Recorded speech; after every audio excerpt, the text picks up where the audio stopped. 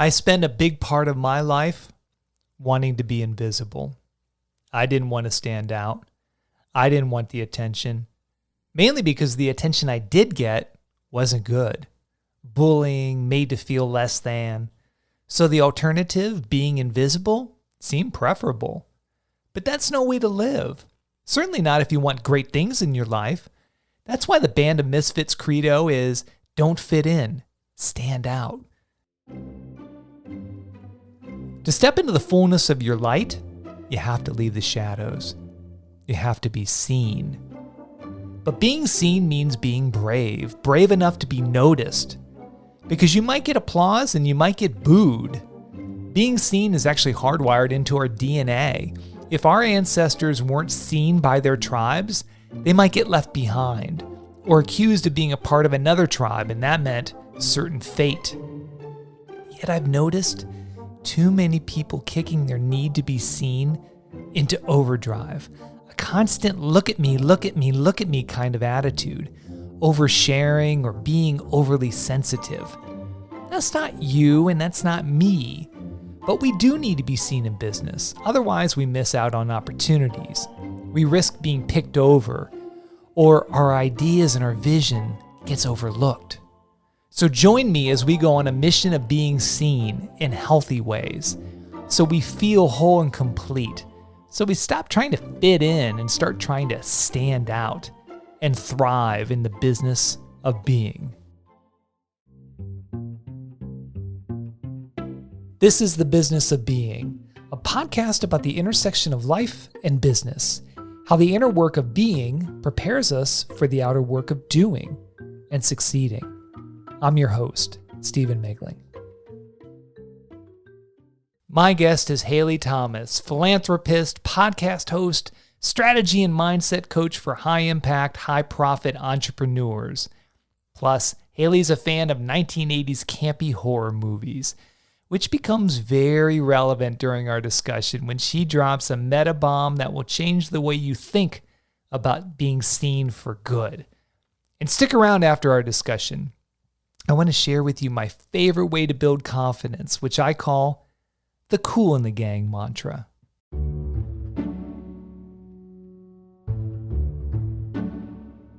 You know, when I was establishing the episodes for the first season of the podcast, I wanted to talk about the topic of being seen. It's a conversation that thankfully we're starting to have more and more in business. Mm-hmm. And we're starting to really kind of tap into that and how essential that is in our business walk and journey. And you were the person that I wanted to have this conversation with. And so thank you in advance. We talk about being seen a lot. We talk about holding space for others, which I think is probably part of that dynamic. But maybe we can just start to pin on the board what this means, or at least what it means to you. So, what does the idea of being seen mean to you? That is an excellent question because I think it's one of those phrases that kind of gets thrown around and we lose kind of connectedness to what it actually means. um, so when I think of being seen, it comes in two parts. One is kind of breadth or quantity. And I think in business, we do talk about it like, how many people are you reaching? Do you have a podcast? Are you being recognized by media outlets, like seen in terms of like the number of people who have eyes on you? But I think there's another component to it that we look at less frequently, which is kind of depth and quality. So how much of you do other people have access to? And you might be in a place where, so that can happen, lots of people, but even thinking in smaller circles like contractors or your team or your family or your friends, there's usually a set portion of ourselves that we're willing for people to see, that feels comfortable for people to see. And then there's like the rest of us. And so when I think about being seen, I'm thinking honestly, not necessarily about quantity, but how deep, how much of myself am I allowing people to interact with? How much of myself do I feel safe allowing other people to interact with? How much of myself do I feel, and what depth do I feel okay with sharing, knowing that a response to that might be positive or negative, right? So what do I feel safe and feel comfortable letting be known of me? So I think that's my definition of being seen, is what do I feel safe letting be known or understood of me? Wow, that's really compelling and a different take than what I've heard, which I really like. And again, I knew the right person to talk to about this. You were gonna break it down in a whole new way.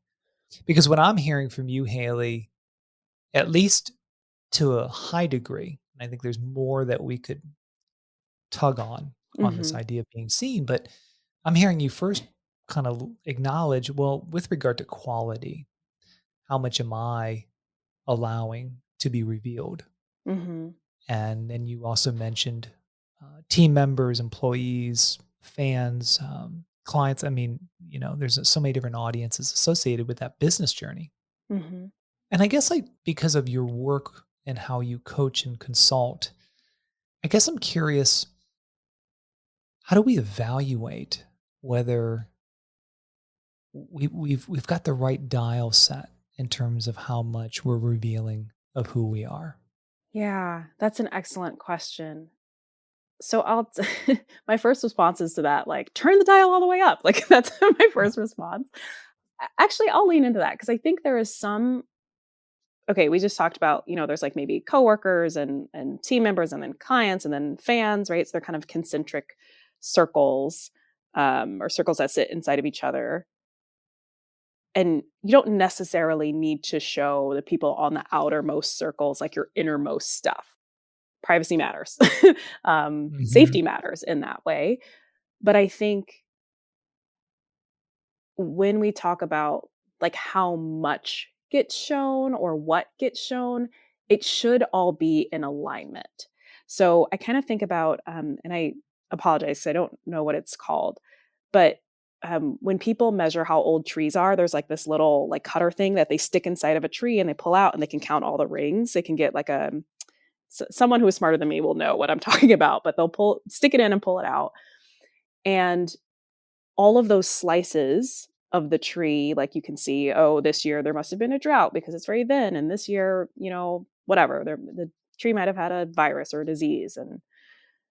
But they're all they're all in alignment. And even though we only see the outermost of the tree, there is a alignment and order that makes sense to our understanding of like that tree's story. So in terms of what we allow people to see, and how do we know is too much or not enough? I think what matters probably more is that it's in alignment on the way in and out, if that makes sense. So, like, you're not a different person with your inner circle than you are with your outer circle. The outer circle might know less and might have less access to you, but none of my clients are surprised by who I am once we're spending so much time together because I'm that same person they met, when we didn't know each other at all. It's all in alignment. They had less access to me, they knew less, but they it's all in alignment. Well, I had no idea you would go down the arborist route with the metaphor, but, no, it's quite brilliant. Me either, to be honest, but And I can't multitask, otherwise I'd have been on Google, trying to find the right term, but nonetheless, though, I think I saw the visual very well, and I think that's a really compelling metaphor for this idea of being seen, because when I hear you talk about that and shared that example, and you used a word that I love so much, which is alignment, you know, it made me think, yeah, well, if I am here and want to be seen and to be recognized by those audiences, well, you talked about the ring that shows the year of the drought, the ring that shows the year of the disease. It sounds like we have to do some inner work on that path to being seen to make sure that how we're being seen, even though we can't control how people perceive us, we can do our part to make sure that we're in alignment. What do you think? So I think if we're looking at, and apologize for all the mixed metaphors, but like these circles, right? These like nesting circles, the very center of that, of the people to be seen by, is us being seen by ourselves. We're the first circle. We're that core part of it. And so some of this work is just us being able to see the year of with the drought, and that one year that was a virus, and that one year that was very healthy and growth, like seeing all of those things for what they are and acknowledging them, because I think that's what allows you to be able to be seen by others. And that's kind of my filter for what I share externally is, can I say whatever it is that I'm going to say, or share whatever portion of my life that I'm going to share, and not be swayed by someone else's reaction by it? Do I understand it? Am I so like, having my own back with the decision that I made? Am I so clear about, my part of my responsibility and what went down, that I can share it and get any reaction to it? And I'm like, okay, well, that wasn't maybe a fun reaction, but I'm still okay. I think about, like, this is a small decision, but our decision to only have one kid. And I did kind of my internal processing with that, because I had feelings and emotions about it, and my partner did. And, we talked to kind of a safe group of friends about it before we started telling. Mind you, my parents come from families of like 6 to 8 kids. And so the idea that we were like, "No, I'm okay with one." But kind of, once I was to a position, or we were to a position where it didn't really matter what anyone said, we were going to be okay. That's when I'm willing to share, or let that part of me be seen. And so I kind of took us down a tangent, but when us as individuals have to be in love with, sounds very like, I don't know, soft, maybe hard to grab on with, but like truly love the decisions that we make, or be able to understand the year of the drought and what went down and how that happened. And that then is safe to share.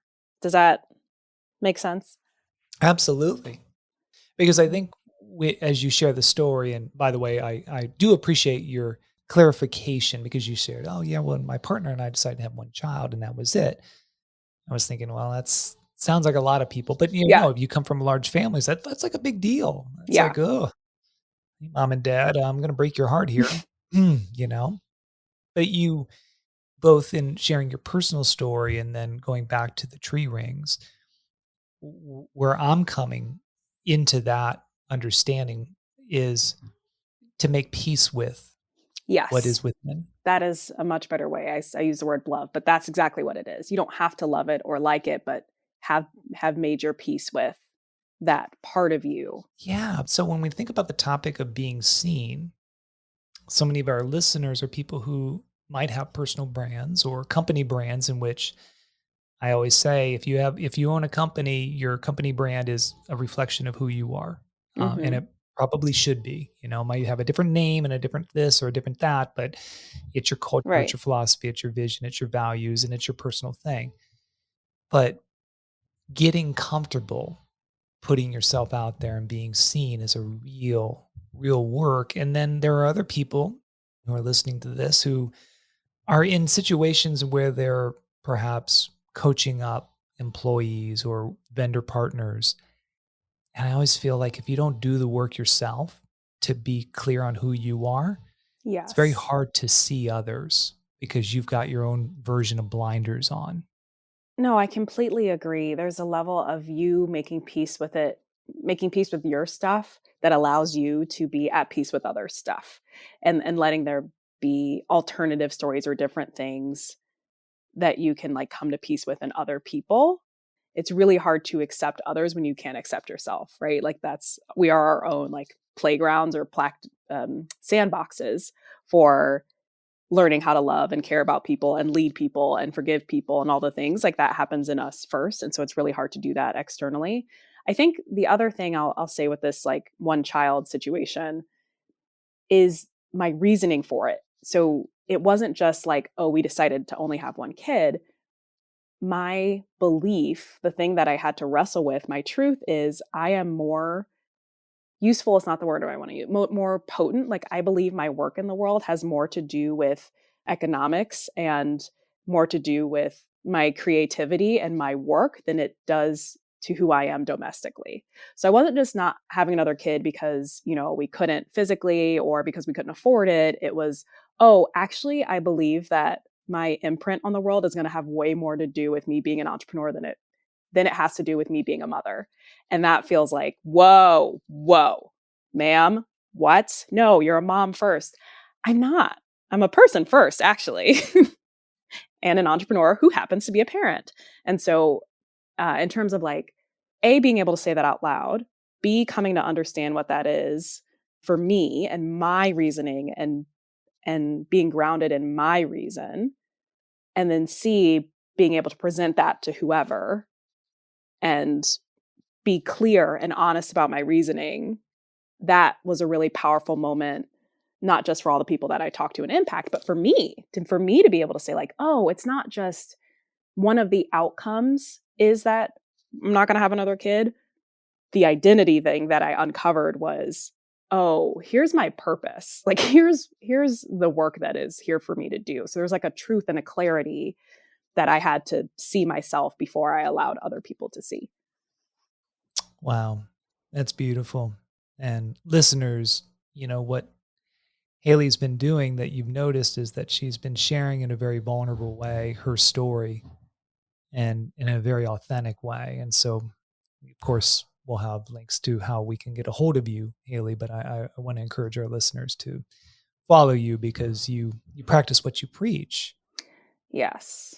And I'll offer too, like, it is wildly uncomfortable. Like, it's not like it feels so good as well. Like, no, it's sometimes very uncomfortable, but in terms of alignment, like, what is true? Like, what is the true thing? That's the thing to share. And, how much of it maybe gets shown or seen by people further and further out in the circles is I can play with that. But what is true? That's what matters. It is difficult. And by the way, our listeners, and I think Hailey and our podcast producer, Sir Isaac, yes, somebody is apparently drilling a hole downstairs from me right now in my office. Boy, it's a high quality podcast. Let me tell you. Listen, this is Um, real life. We're out in the world, real humans out in the world. drilling holes while we're having a soulful conversation about being seen. It's perfect. Yeah, and just to go back to that, I just want to acknowledge what you're sharing because you're doing the work. I think human beings are rivers of complexity. I think that there's an inner life that is very deep and rich and gorgeous and messy and scary and beautiful all at the same time.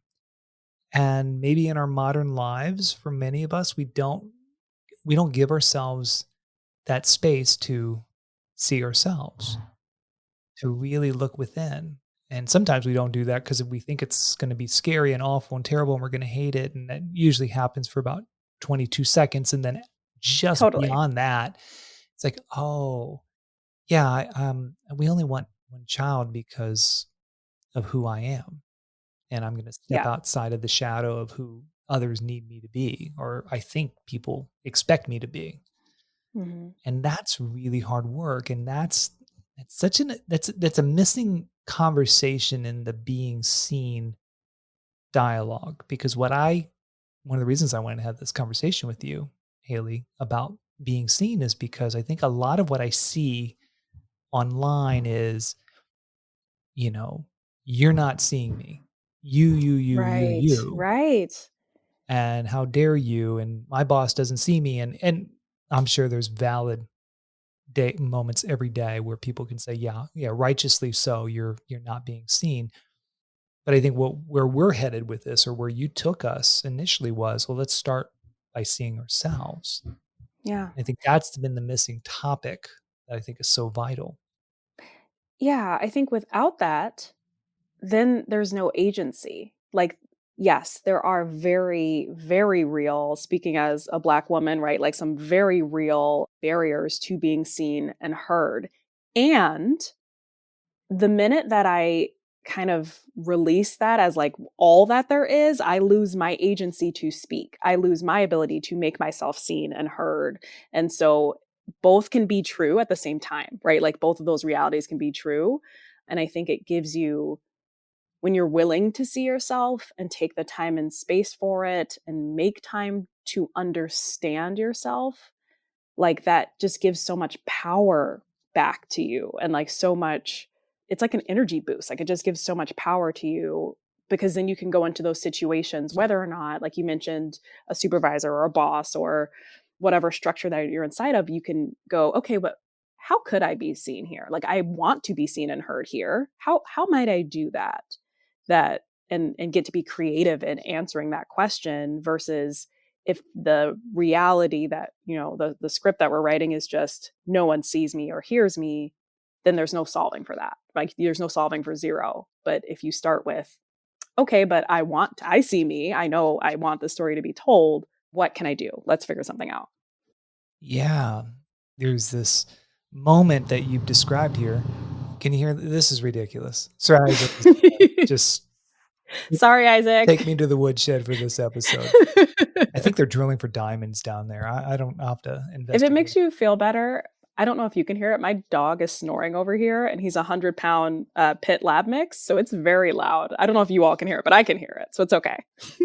Good. I don't hear the dog, but after this, I need the construction crew to see me. Yes. So what you just laid forth to me, I had a visual metaphor of these two doors. Mm, Like there's this reality.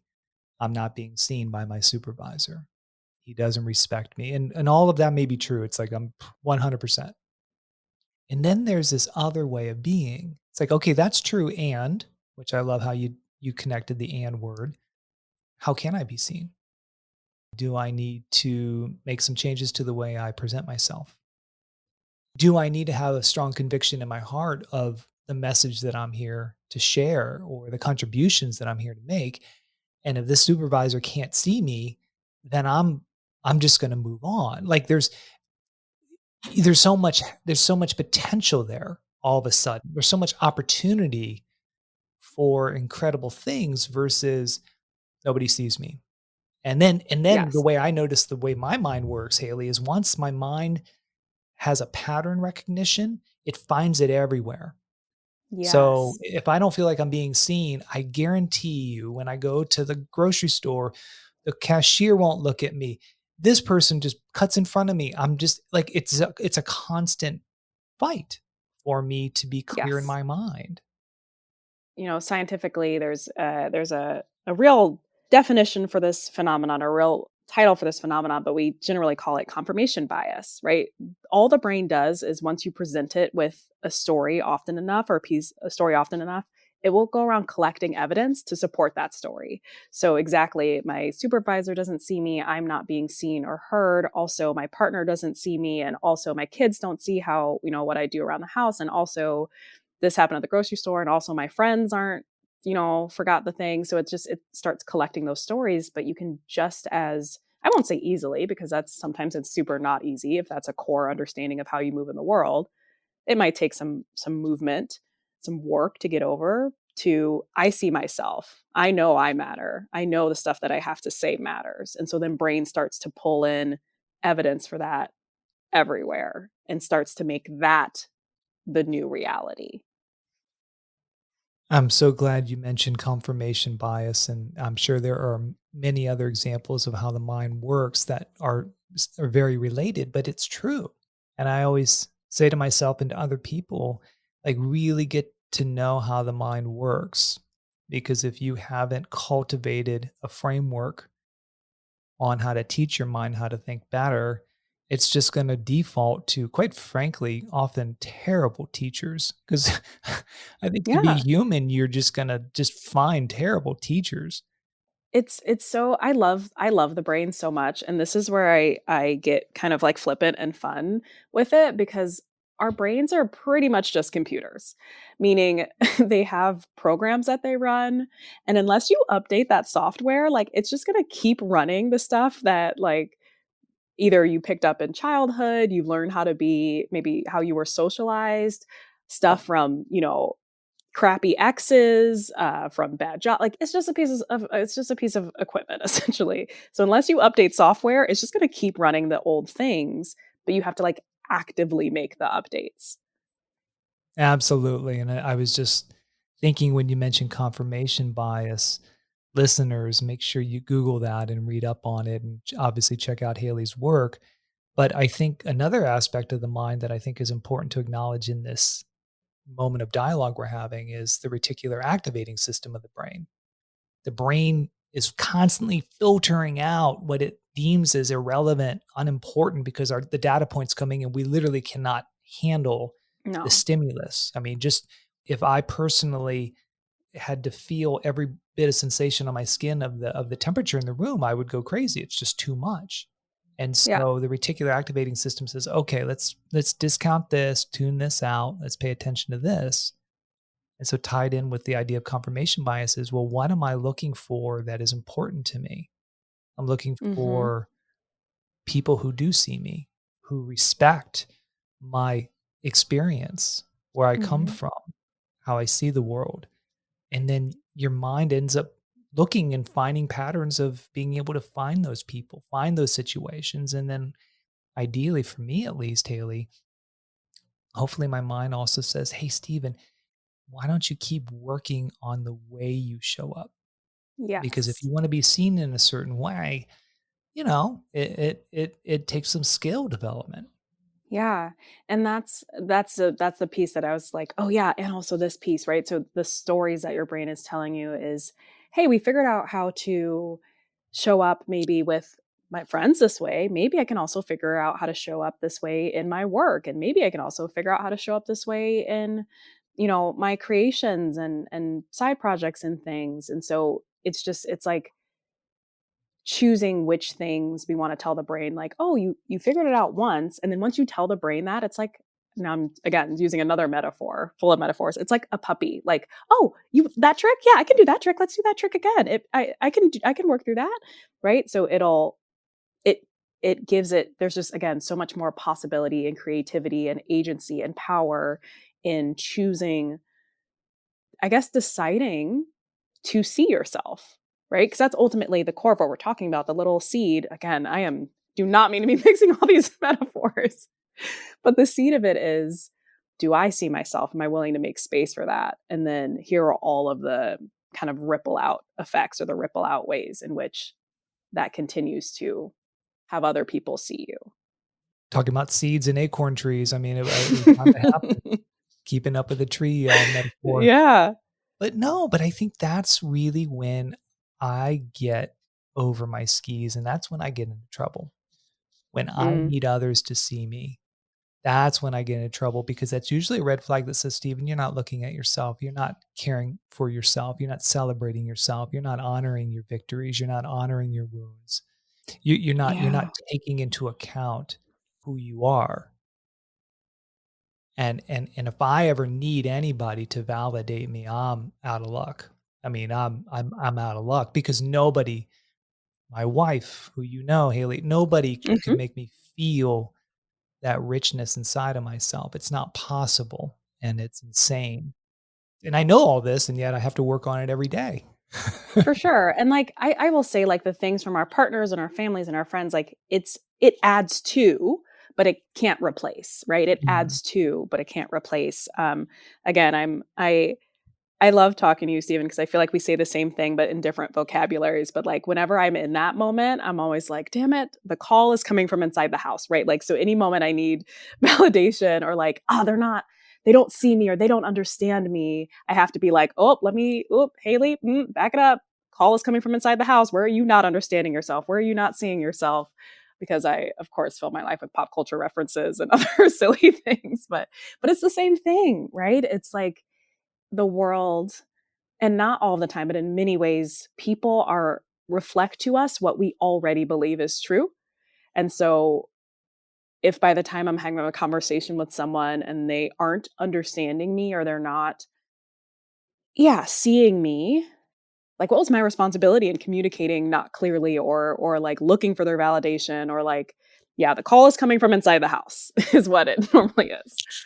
A horror movie reference tied into the idea of Yes. enlightenment with being how did she pull that off? I have no idea. Oh, that's brilliant. That is my specialty, is talk about, like, alignment, is that I think sometimes I should be more, I don't know, like, grounded and calm. I'm not as a person. I am a little wild and a little chaotic. So the alignment, especially, like, as we talk about, me presenting my work out in the world, I do present it with pop culture references because that is who I am. Like, Mm, that is truly on the inside is kind of this nerdy, goofy person who also is very interested in interpersonal neurobiology and understanding how God has empowered me in the work I need to do in the world. Like, those two things go together. And so, as we talk about being in alignment and being seen, it's really important for me to understand who I am and not try to change it, and then be able to share that with others and let it come across however it is that's gonna land on people.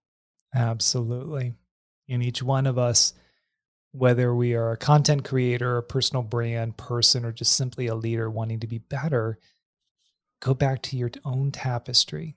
What's on your own Mhm. tapestry? And I promise you, it's going to be interesting, especially if you can connect a bunch of disparate dots and pull all that together as you do so well, Haley. Well, as we move to close, I just want to take a moment and honor you. I've known you now for several years. I've had the great fortune of having several conversations with you, and each time I always come away feeling more of everything, more hope, more excitement for my work, my future, and just knowing that you're out in the world doing your work and doing it with purpose and passion and authenticity and a sense of vulnerability. It's inspiring to me. And today's conversation just kind of continues to echo what I've come to know about you. So thank you so much. Thank you for having me, and I am appreciating not just, getting to sit here and talk with you, which I always love, but also the work that you're doing. And, podcasts are fun because it's like you're sitting in the room with people and listening to conversations that you may not otherwise have access to. So I'm really glad that you're doing this and putting it out there. So thank you for letting me be a part of it.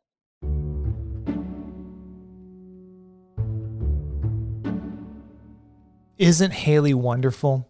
I love smart people who are also hilarious, and that is Haley.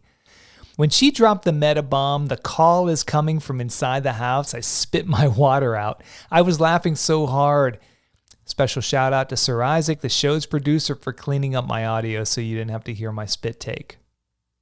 Haley's pop culture horror movie reference, the call is coming from inside the house, is so true. When your need to be seen is so amped up that you feel desperate and are willing to do anything to be seen, that's a red flag. Because that kind of intense need to be seen is often an indicator that you need to see yourself.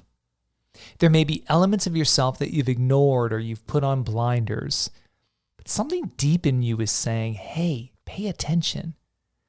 You need to do the work to see yourself. How can you expect others to see you, the true and beautiful you, if you can't see yourself?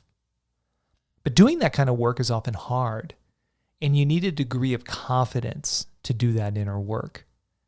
But what if your self-confidence is a bit shaky and the idea of looking within feels overwhelming? Well, listener, you've come to the right place. Now I want to share with you my favorite mantra to help you see the real you, the total picture of you, not just the parts that you don't care for, the parts that didn't work out. Now, mantras are very powerful ways for you to retain focus.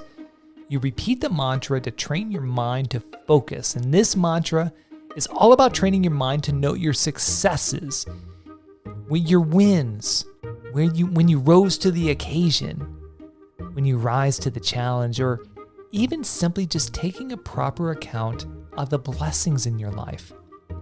So here's the mantra. Celebrate good times, come on! Now, of course, you know where that mantra comes from, I hope.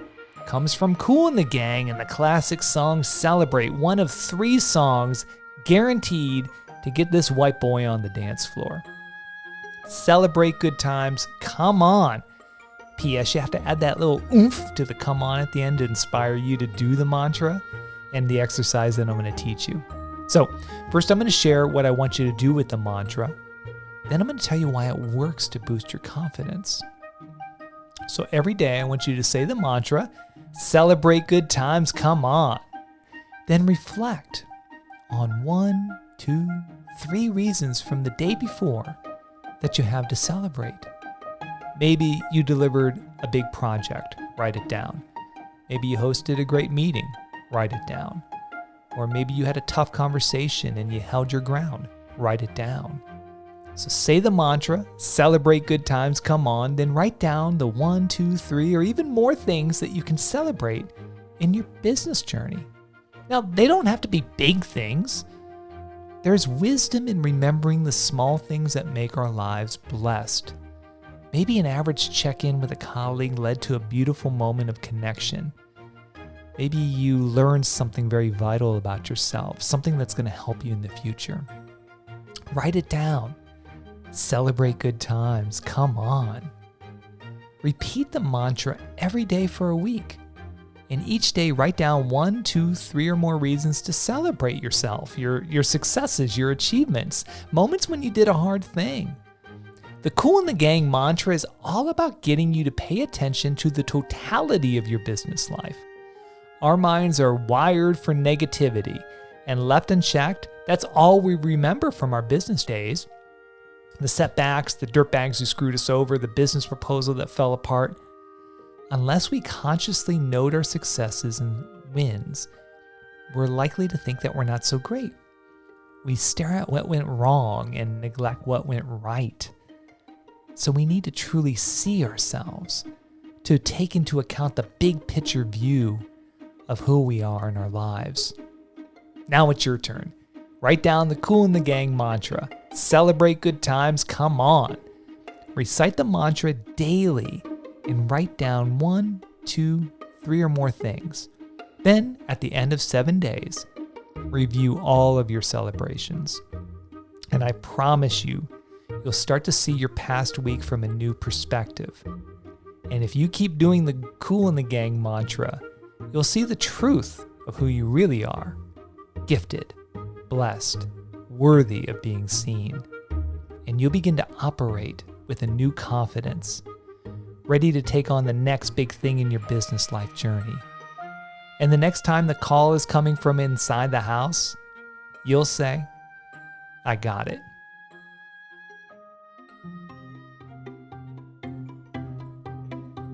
The Business of Being is a production of Band of Misfits, your business life mentors. Come say hello at welcomemisfit.com. And while you're there, grab your copy of Misfit Mail, microdoses of inspiration and insights to help you navigate your business life journey. The show's executive producer is me, Sir Isaac Smith. We want this show to help as many people as possible on their business life journey. Would you please help us spread the word? Share this episode with a friend on social media, and please leave us a review. Every little bit helps. So, Sir Isaac, can I ask you a question? Sure thing. What song has been stirring your spirit lately? So, my uncle is a gospel preacher. He's also an 80s music junkie. So there's this song that he pulled out called The Rose by Bette Midler. And he did a lesson that actually went over each line of that song. In the middle, there's this ending bridge that goes, and the soul afraid of dying that never learned to live, or never learns to live. The idea of being too scared to try something is something that I know I've always struggled with. That's incredible. Well, I'll just add to that, I think another song with the word rose in it that has touched my life. Every Rose Has a Thorn by Poison. Mm-hmm. Well, I'll tell you what, take us home, Sir Isaac. For show notes, links, and behind-the-scenes shenanigans, visit welcomemisfit.com and click podcast. Until then, don't fit in, stand out.